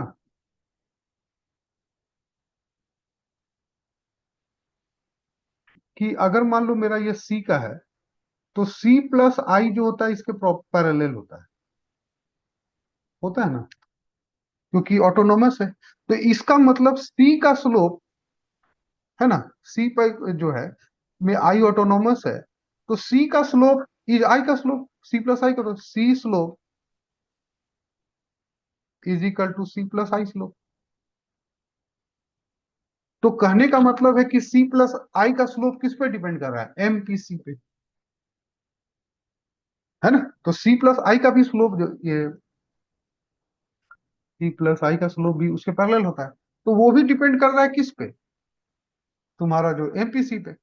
अब अगर हम इक्विलिब्रियम को डिटरमाइन करने जाते हैं तो हमारे पास क्या है, इक्विलिब्रियम क्या होता है? AD is equal to S.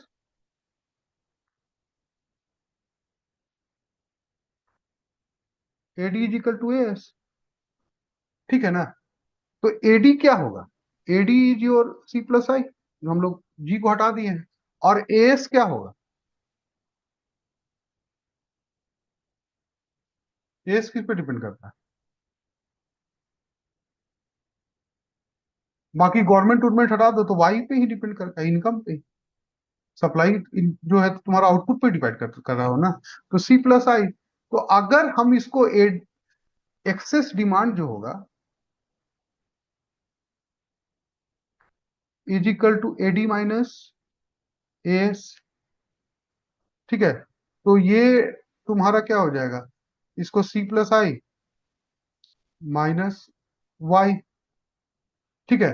अब यहाँ पर वॉलरस का जो तुम्हारा जो कंडीशन फॉर इक्विलिब्रियम है, उसमें क्या बोल रहा है कि जो ये तुम्हारा जो डिमांड, एक्सेस डिमांड है, जिसको हम लोग डी से लिखते हैं एक्सेस डिमांड को, तो डी को जो है, इसको जो है डी का जो है स्लोप जो है रिस्पेक्ट ऑफ वाई से हमको जीरो होना चाहिए, ठीक है? अब AD is equal to S, मतलब यहाँ पे ये हो रहा है, तो D is equal to C plus I minus Y. तो इसको हम लोग करेंगे तो कैसे, इसको इसी चीज को अगर हम लोग लेके आए, कि डी को अगर हम with respect to Y, D D तो बड़ा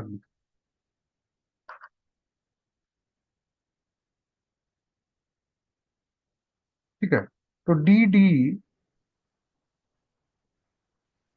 है ना, that must be less than zero. तो ये क्या है? दैट इज इक्वल्स टू, इसको अगर हम लोग करेंगे तो इसका अगर ये तो कंजम्पशन पे डिपेंड कर रहा है, इसका केवल स्लोप सी प्लस आई का, तो ये क्या हो जाएगा? D C by D Y minus one, and that must be less than zero. तो D C by D Y less than one होना चाहिए, ठीक है? और D C by D Y क्या है? एमपीसी, तो एमपीसी लेस देन वन होना चाहिए। तो यहां से तुमको जो है ये, ऐसे तुम अगर ये करोगे तो ऐसे तुम्हारा जो है आंसर आ रहा है, लेकिन ऐसे तो नॉर्मली तुम देखोगे तो भी तो ये स्टेबली कंडीशन ये है, तो ये फुलफिल करना बहुत जरूरी है सिंपल केंसियन मॉडल में, समझ गए? अगर ये फुलफिल नहीं हो रहा है तो तुम्हारा स्टेबल इक्विलिब्रियम नहीं आएगा, ठीक है? और लास्ट बोल रहा है कि the fixed cost curve is a rectangle hyperbola. Fixed cost curve कैसा होता है? टोटल फिक्स्ड कॉस्ट के बारे में कैसा होता है?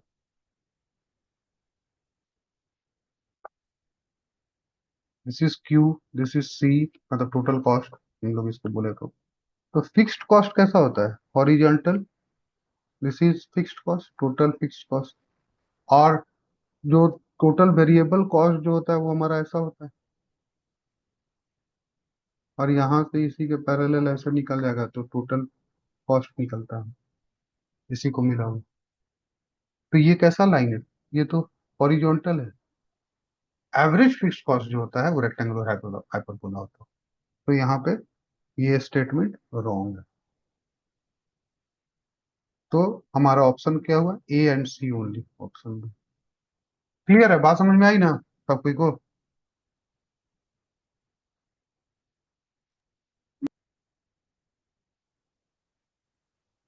तो उसके बाद जो है हम लोग आते हैं प्रोडक्शन फंक्शन। तो ये दिया हुआ है प्रोडक्शन फंक्शन, उसमें बोल रहा है कि होमोजेनिटी क्या है। होमोजेनिटी के लिए क्या करेंगे? जो भी मेरा जो इनपुट्स है उन सबको लैम्डा से मल्टीप्लाई करेंगे। तो तुम्हारा जो लैम्डा से मल्टीप्लाई करोगे, इसको करो, तो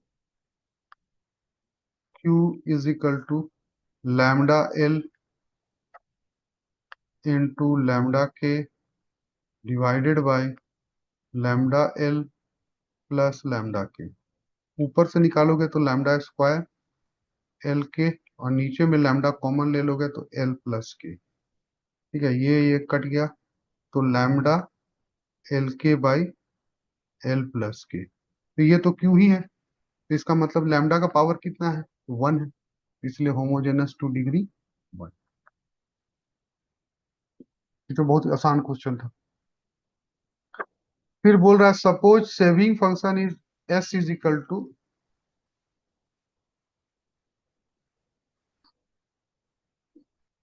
S is equal to -5 plus 0। तो ये कब कहने का मतलब क्या है कि अगर तुम्हारा जो है, हम -5 बता रहा है क्या, व्हाट इज -5, माइनस क्या 5 क्या बता रहा है, क्या बता रहा है -5?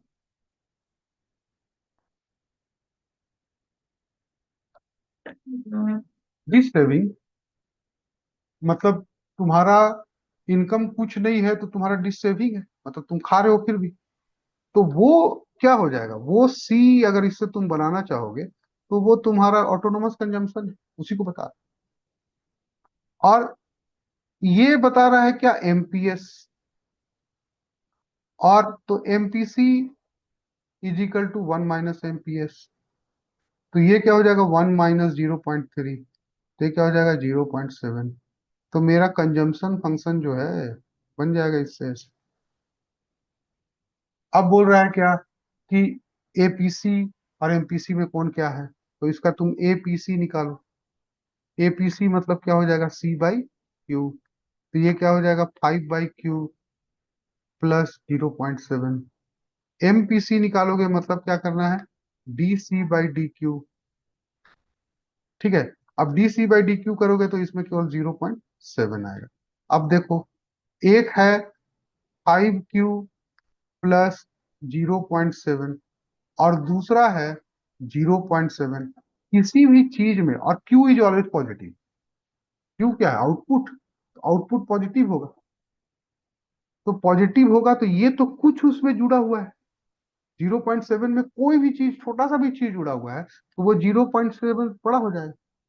इसका मतलब क्या है कि एपीसी जो है वो बड़ा होगा एमपीसी। तो ये वाला कौन सा आंसर है, तो ये यहाँ पर। ठीक है, तो ये आंसर जो है आया। तो ऐसे हम लोग जो है इसको कर सकते हैं। ठीक है, इसके बाद इकोनोमेट्रिक्स का क्वेश्चन हम लोग सॉल्व करते हैं।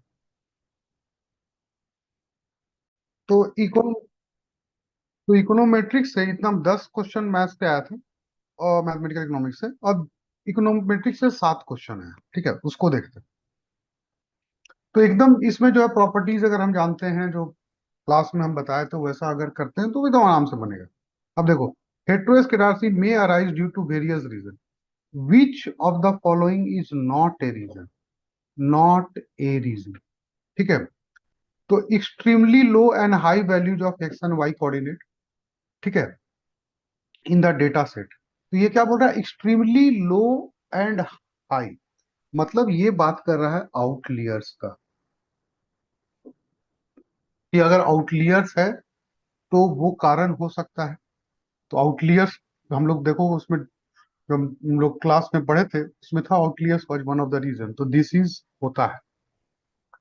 दूसरा, correlation between of variable between the time, ये तो हम लोग शायद नहीं पढ़े थे। आगे देखते हैं, incorrect specification of functional form, ये था। इनकरेक्ट ट्रांसफॉर्मेशन ऑफ वेरिएबल, ये भी था। ये जो प्रॉब्लम था ये मल्टी कोलिनियरिटी में हो रहा था,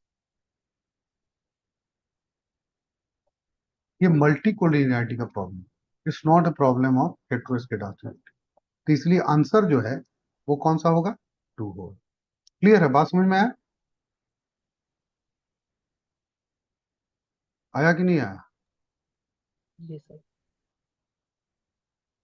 दूसरा जो क्वेश्चन है इसमें पूछ रहा है तुमसे कि मैच द फॉलोइंग।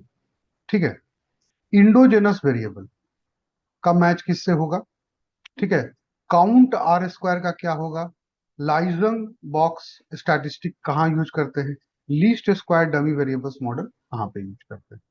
ठीक है, तो अब यहां पर जो है, तुम अगर इसका बात करो कि इंडोजेनस वेरिएबल, तो ये इसका आंसर सीधा सीधी इंडोजेनस वेरिएबल में साइमल्टेनियस इक्वेशन में, कि साइमल्टेनियस इक्वेशन में इंडोजेनस वेरिएबल जो है राइट हैंड साइड में आ जाता है। ठीक है, तो वही प्रॉब्लम क्रिएट कर रहा है, उसी के आने से प्रॉब्लम क्रिएट हो रहा है राइट हैंड साइड में, उसी का संबंध यू से हो जा रहा है। तो साइमल्टेनियस इक्वेशन बायस्ड होने का कारण वही इंडोजेनियस वेरिएबल, तो यहां पर जो है उसका ऑप्शन हो जाएगा। तो ए का टू, तो ए का टू देखो अब तुम्हारा जो है सब में है ए का टू, तो पहला चीज हो गया काउंट आर स्क्वायर। ठीक है, तो अब जो कन्वेंशनल मेजर ऑफ जो तुम्हारा जो क्या कहते हैं goodness of it, R square है ना, तो वो है। तो लेकिन क्या होता है कि तुम्हारा लॉजिक मॉडल में, ठीक है, वहां पर क्या है, प्रोबेबिलिटी हम लोग लेके आ रहे हैं, ठीक है, लॉजिक मॉडल में, और या तो किसी के होने का या नहीं होने का। तो प्रोबेबिलिटी होने का this P J P I divided by one minus P I, इसी का हम लोग निकाल रहे थे, हम लोग का यही था लॉग वाला, इसका था ये वाला। तो इसको निकाल रहे थे, तो ये जो था हमारा, जो इसमें वाई आई जो वैल्यू ले रहा था, वो क्या ले रहा था, जीरो और वन ले रहा था। तो आर स्क्वायर का वैल्यू जीरो और वन के बीच होना चाहिए। तो ये जो तुम्हारा जो कन्वेंशनल आर स्क्वायर है उसको नहीं तुम्हारा जो है बता पा रहा था कि क्या हो रहा है। उसके लिए कोई मीनिंगफुल जो है, जब बाइनरी रिस्पांस मॉडल होगा जिसमें वाई आई जो है दो वैल्यू ले रहा है, तो उसमें जो नॉर्मल आर स्क्वायर जो है वो नहीं बता पाता। तो उसके जगह पे हम लोग कभी कभी जो है तो सूडो आर स्क्वायर होता है, मैकफेडन आर स्क्वायर होता है, लेकिन उससे ज्यादा बढ़िया जो है वो काउंट आर स्क्वायर होता है। और ये काउंट आर स्क्वायर जो होता है वो बताता क्या है ना, number of correct prediction, number लिखते हैं, number of correct prediction divided by total number of observation.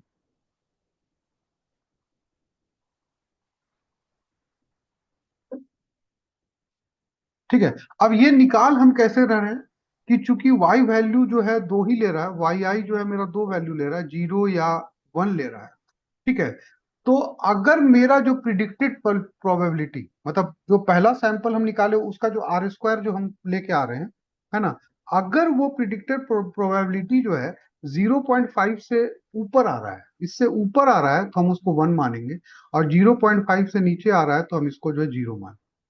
ठीक है, तो ये इसी से हम लोग जो है प्रिडिक्टेड बाई और सब का निकाल के और उसको नंबर ऑब्जर्वेशन से करके काउंट आर इसका निकालते हैं, तो ये हमको सही बताता है कि फिट मेरा मॉडल हो रहा है या नहीं हो रहा है। तो काउंट आर स्क्वायर जो है वो लॉजिक रिग्रेशन का है। तो बी का फोर है ना, तो बी का फोर, अब ये देखो यहीं पर काम तमाम, बाकी देखने का जरूरत नहीं है। लाइजिंग बॉक्स जो होता है signification significance of auto correlation coefficient, कि मेरा जो ऑटो कोरिलेशन कोफिशिएंट जो है ना, जिसको हम लोग बोल रहे हैं क्या, ऑटो कोरिलेशन कोफिशिएंट क्या है, कि जो वाई टी जो है कितना दूर वाई टी में जा रहा है, Y T minus one, Y T minus two, कितना दूर जा रहा है।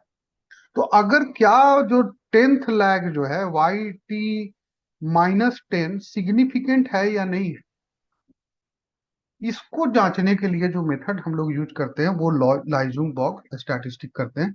तो सिग्निफिकेंस ऑफ ये ऑटो कोरिलेशन कोफिशिएंट, और तुम्हारा जो है मतलब इसमें जो आया इसका जो रो होगा, है ना, रो के, उसको वो सिग्निफिकेंट है कि नहीं, ये हम जानना चाह रहे हैं कि मतलब रो के जो है इसमें वाई टी मान लो टे माइनस टेन में, इसका जो रो के है वो सिग्निफिकेंट है।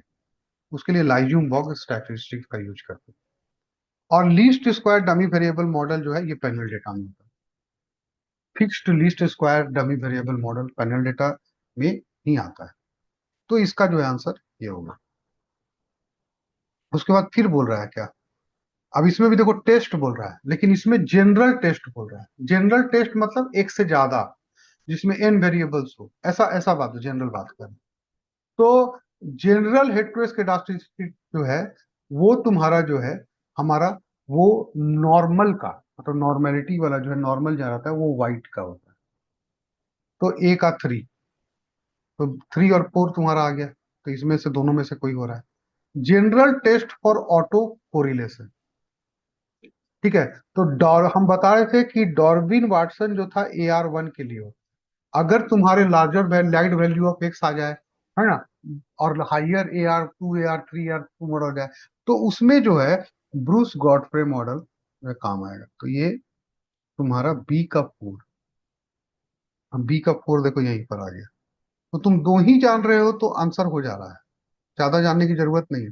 टेस्ट ऑफ साइमल्टेनियसली, मतलब तुम्हारा जो है कि क्या कहते हैं, साइमल्टेनियस इक्वेशन में बाइस्ड है तो साइमल्टेनियस इक्वेशन का टेस्ट क्या है, तो उसको जो है हॉजमैन किया हुआ है। और general test for specific error Ramsey का है। ठीक है, तो इसको बोलते हैं Ramsey reset test, Ramsey reset test. ठीक है, तो रिग्रेशन तुम्हारा जो है स्पेसिफिकेशन एरर टेस्ट। रीसेट का मतलब क्या हुआ, रिग्रेशन स्पेसिफिकेशन एरर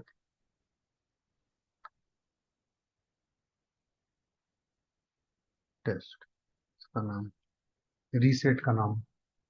ठीक है, तो ये जो है तुम्हारा, क्योंकि आर रिगर्सन स्पेसिफिकेशन एरर का ही तुम्हारा रिग्रेशन से आ रही स्पेसिफिकेशन एरर टेस्ट। ठीक है, उसके बाद बोल रहा है कि you have carried out an regression, है ना। ये क्वेश्चन थोड़ा अच्छा है, मजेदार है। You carried out the regression analysis but after thinking about the relationship between the two variable you decided to you swap the explanatory and response variable. ठीक है, तो कहने का मतलब है कि तुम एक रिग्रेशन बनाए, इसमें एक्स और वाई ऐसा था। ठीक है, कोई लाइन ऐसा बना होगा। ठीक है, अब तुम क्या किए कि अब तुम एक्स की जगह वाई और वाई की जगह एक्स कर दो, तो क्या हो। ठीक है, after repeating the regression model of data you expect that, क्या होगा अगर रिग्रेशन में एक्स की जगह वाई और वाई की जगह एक्स कर दो, मतलब एक्सप्लानेटरी वेरिएबल जो है वो अब एक्सप्लेन्ड वेरिएबल बन गया, और एक्सप्लेन वेरिएबल जो है वो एक्सप्लानेटरी बन गया। रिग्रेसर जो है वो रिग्रेसांड बन गया, रिग्रेसांड जो है वो रिग्रेसर बन गया, ऐसा कुछ हो रहा है। तो तुम्हारा क्या होगा। ठीक है, तो अब यहां पर तुम देखो कि पहला बोल रहा है कि the value of correlation will change. Correlation केवल डायरेक्शनल बताता है कि कैसा होगा। तो अगर उसके होने से एक्स वाई और वाई एक्स, तो एक्स ऑन वाई हो वाई ऑन एक्स हो, उससे कोरिलेशन कोफिशिएंट में कोई चेंजमेंट नहीं होता है। ठीक है, ये प्रॉपर्टी एक्स ऑन वाई हो वाई ऑन एक्स, तो ये विल नॉट चेंज। उसके बाद the value of coefficient of determinant, coefficient of determinant R square है, वो जब को आर सेम है तो वो भी चेंज नहीं करेगा। तो ये दोनों में से जो है, ये दोनों सही बात बोल रहा है। अब हमको देखना है कि स्लोप चेंज करेगा कि नहीं चलेगा, क्या स्लोप चेंज करेगा कि नहीं। तो मान लो अगर तुम्हारे पास दिया हुआ है, मान लो y इज इक्वल टू, मान लो तुमको x+6 दिया हुआ है। ठीक है, y is equal to x+6। अब इसका तुम जो है एक्स ऑन वाई में लाइन मान लो बनाना चाहते हो, तो इसमें x इज इक्वल टू 0, तो y का वैल्यू क्या होगा, 6। ठीक है ना, x is equal to 0, y is equal to 6, और y इज इक्वल टू 0। थोड़ा सा गड़बड़, ठीक है मान लो इसको ही बना सकते हैं, देखते हैं क्या होता है। तो x is equal to 0, y is equal to 6, और y इज इक्वल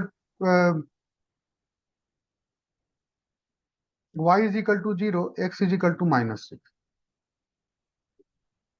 ठीक,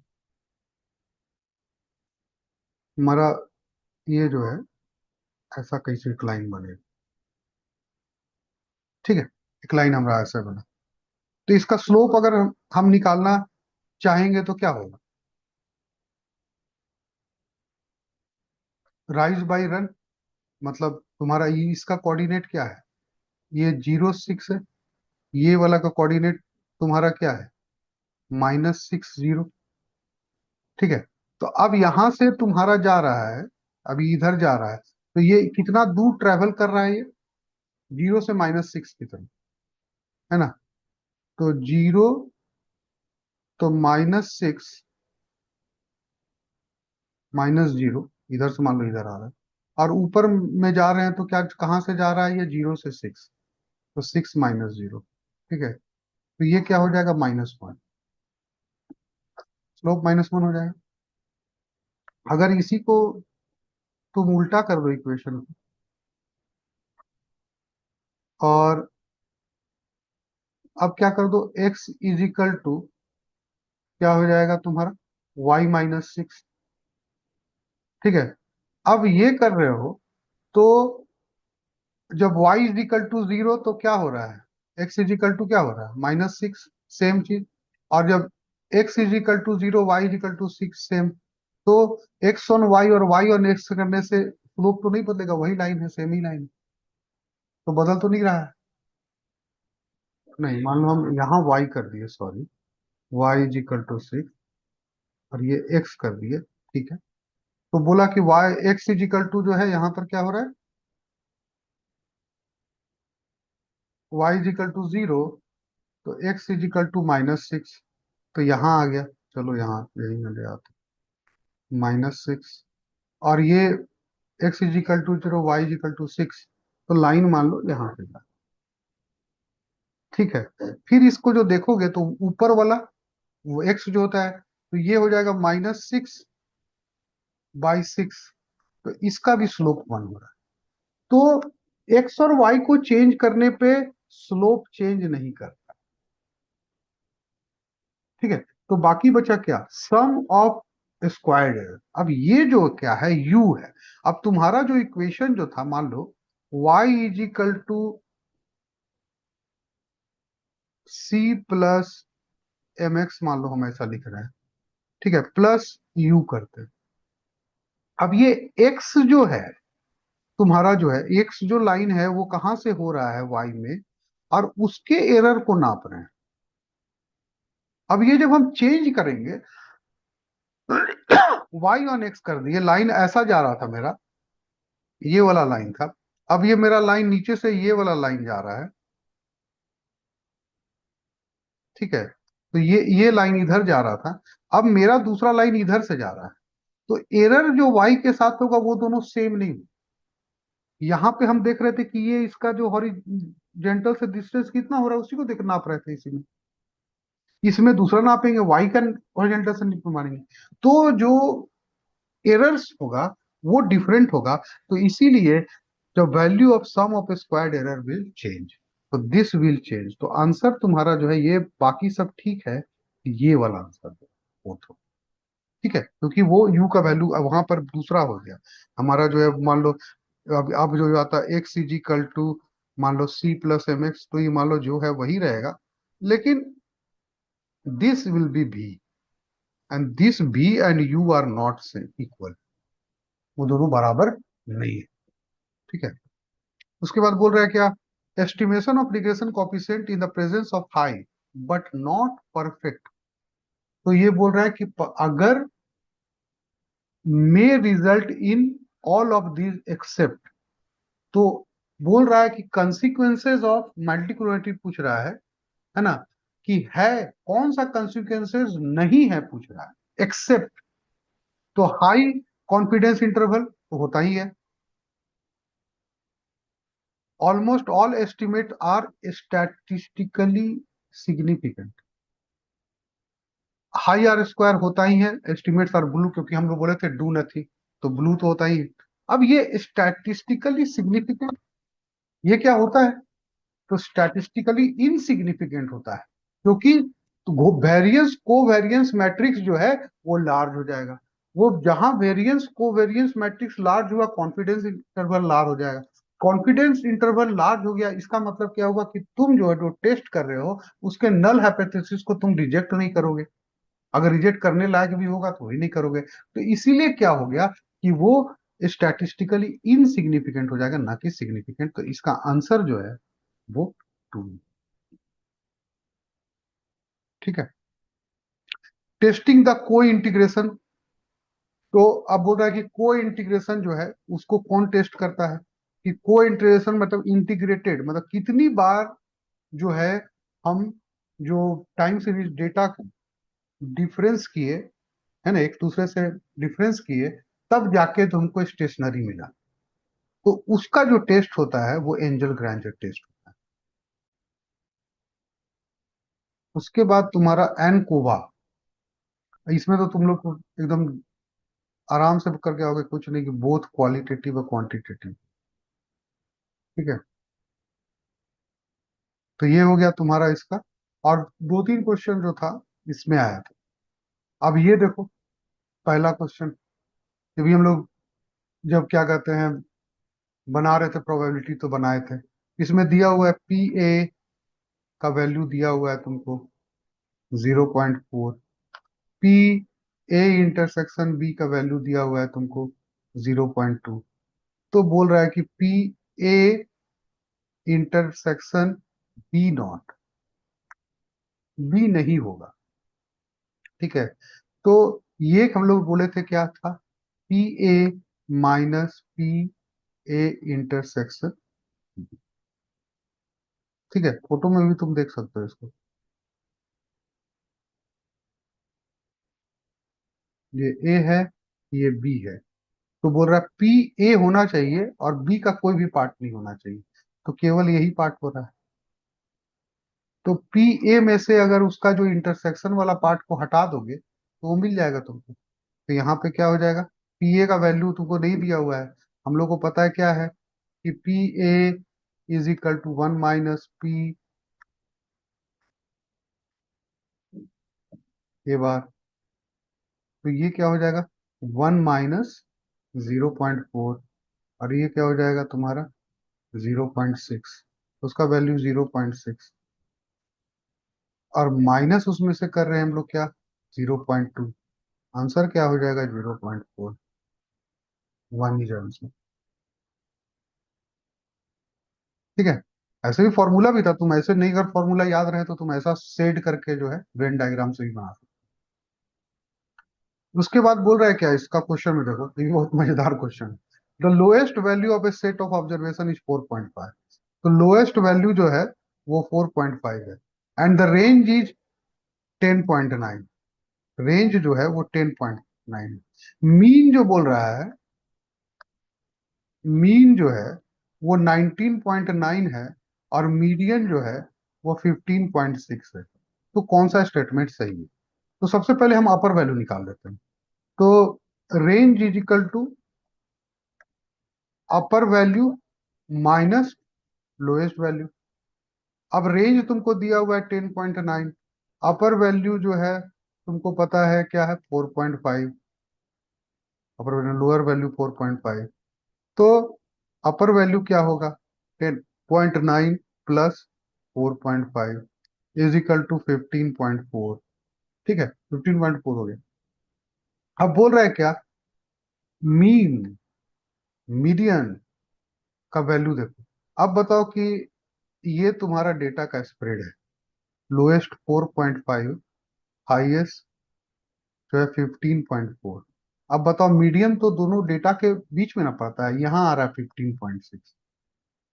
मीडियन यहाँ है, सही होगा? कभी बाहर होगा? तो मीडियन कभी बाहर नहीं होगा। तो इसका मतलब ये मीडियन गलत है, पहला चीज तो ये रॉन्ग है, दिस इज रॉन्ग। अब क्या मीन 19.9 हो सकता है? तो अगर मान लो तुम ऐड करो तो 1 + 2 + 3 + 4 + 5। ठीक है, 1 से 5 ही तक ऐड करोगे तो कितना आएगा, 15। इसका मीन क्या निकलेगा, 15/5 इज इक्वल टू 3। अब बताओ कि 1 से 5 तक डेटा स्प्रेड है, तो मीन 3 आ रहा है। ठीक है, उसी तरह तुम अगर 1 से 100 तक करो, 1 + 2 + 3 से लेके 100 तक जोड़ो। ठीक है, तो ये भी आएगा तुमको 50/50। अब 50/50 को जो तुम डिवाइड करोगे 100 से, तो मीन आएगा 50.50। तो हम कभी भी मीन जो है ना हाईएस्ट वैल्यू से ज्यादा हो ही नहीं सकता है। तो इसका मतलब ये भी गलत है। तो both arithmetic mean and median are wrong answer. तो ये तुमको वहां पर यही सब है दिमाग लगाने का। ऐसे तो हम ऐसे ही जान रहे थे नॉर्मल कि मीन मीडियन का वैल्यू जो है कभी भी हाईएस्ट वैल्यू से ज्यादा नहीं हो सकता है। लेकिन अगर नहीं भी आ रहा है तो तुम ऐसा ये सब उपाय कर सकते हो। मीडियन का तो तुम फोटो खींच के बता सकते हो, लाइन खींच के कि भाई मीडियन यहाँ कैसे होगा, मीडियन तो बीच वाला होता है, डेटा को दो भाग में बांट। अब मीन में तुमको अगर शक हो रहा था तो करके देख लेते, देख दो एग्जाम्पल से। पता चल जाता। ठीक है, तो ये हो गया। और लास्ट क्वेश्चन जो था इसमें बोल रहा है कि टी टेस्ट करेंगे तो क्या है। ठीक है, तो टी टेस्ट जो होता है, ठीक है ना, उसका डिग्री ऑफ फ्रीडम हम तुमको बताए थे कि वो तुम्हारा n-1 डिग्री ऑफ फ्रीडम। तो ये आगे में लिखा हुआ है Tn-1, मतलब डिग्री ऑफ फ्रीडम के साथ लिखा हुआ है। तो जहां n लिखा हुआ है वो तो पहले ही खत्म हो गया, उसको तो सोचना भी नहीं है। अब क्या है कि म्यू और म्यू जीरो, मतलब यहाँ पे बोल रहा है कि पेयर टेस्ट करने के लिए बोल रहा है, सिंगल पॉपुलेशन पेयर टेस्ट, कि म्यू म्यू जीरो के बराबर है या नहीं है, ये हमको जांचना है। ठीक है, तो ये दो मीन के बात का जब हम कर रहे होते हैं, तो वो क्या होता है, तुम्हारा mean 1 minus mean 2 divided by standard error of sample, जो भी तुम निकाल के आए हो उसका। ठीक है, और ये स्टैंडर्ड एरर क्या होगा, तो तुम्हारा यहाँ मीन जो तुमको दिया हुआ है, तो मीन पहला दिया हुआ है एक्स बार जो तुम निकाल के लाए 100, और जो जिससे कंपेयर कर रहे हो वो म्यू जीरो। ठीक है, और स्टैंडर्ड एरर ऑफ सैंपल मतलब क्या हो जाएगा, तो वो मीन मीन में स्टैंडर्ड ऑफ मीन, तो ये क्या हो जाएगा तुम्हारा, दिस इज स्टैटिस्टिक्स, है ना, जो सैंपल का statistic divided by root N. ठीक है, अब यहाँ जो सैंपल साइज से हम इसको डिवाइड करते हैं, तो ये एस बाई रूट एन होगा, क्योंकि ये स्टैंडर्ड एरर है ना, इसलिए हम पूरा पूरा सैंपल का जितना निकाले वो सबको लेके आएंगे, पूरा एन हो, तो इसलिए एस बाई एन। अब ये जो है तुम्हारा कौन सा ऑप्शन जो है इसमें आ रहा है, ऑप्शन। ठीक है, तो यही क्वेश्चन था तुम्हारा, क्या कहते हैं, जो हम लोगों को अगस्त वाले में आया था। तो टोटल 20 क्वेश्चन आया था, जो तुम्हारा जो है 3 स्टैटिस्टिक्स का था, और तुम्हारा जो है 7 इकोनोमेट्रिक्स का था, और फिर जो है तुम्हारा 10 मैथमेटिकल इकोनॉमी था। उसमें से 4 क्वेश्चन तो एकदम प्योर मैथमेटिक्स का क्वेश्चन था, उसका इकोनॉमी से कोई मतलब नहीं। तो क्वेश्चन ऐसा है कि वहां पर पैनिक नहीं होना एग्जाम हॉल में, और सोचना है। सबसे लास्ट में मैथमेटिकल, अगर सीधा पढ़ के कोई चीज आंसर मिल रहा है तो ठीक है, नहीं तो सबसे लास्ट में जाके मैथमेटिकल इकोनॉमिक्स का क्वेश्चन को छूना है, पहले नहीं बनाना है। पहले बनाओगे नहीं बनेगा, टेंशन हो जाएगा, जो जानते हो उसको भी भूल जाओ। तो इसीलिए जो है पहले नहीं बनाना है, हमेशा लास्ट में बनाना है। अगर सीधा सीधा क्वेश्चन आ रहा है जिसका तुमको एकदम आंसर पता है, सॉल्व नहीं करना है, देख के लग रहा है यही आंसर है, तो उसको जो है तुमको बना लेना, फिर बाद में आएंगे।